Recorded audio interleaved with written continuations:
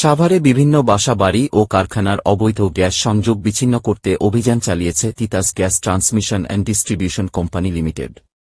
মঙ্গলবার সকাল থেকে বিকাল পর্যন্ত সাভারের হেমায়েতপুর এলাকায় এ অবৈধ গ্যাস সংযোগ বিচ্ছিন্নকরণ অভিযানে নেতৃত্ব দেন জ্বালানি ও খনিজ সম্পদ বিভাগের নির্বাহী ম্যাজিস্ট্রেট মিল্টন রায় ও সাভার জোনাল অফিসের ডিজিএম প্রকৌশলী কে এম মনিরুল ইসলাম। এ অভিযানে প্রায় ৩ শতাধিক বাসা-বাড়ি ও অবৈধ কারখানার গ্যাস সংযোগ বিচ্ছিন্ন করা হয়। জব্দ করা হয় নিম্নমানের পাইপ রাইজার ও চুলা। এ অভিযানে Titas gas transmission and distribution company লিমিটেডের ব্যবস্থাপক প্রকৌশলী আবু সালেহ, মোহাম্মদ খাদেম উদ্দিন, উপব্যবস্থাপক আনিসুজ্জামান রুবেল, আব্দুল মান্নান সহ তিতাসের কারিগরি টিমের সদস্যগণ উপস্থিত ছিলেন।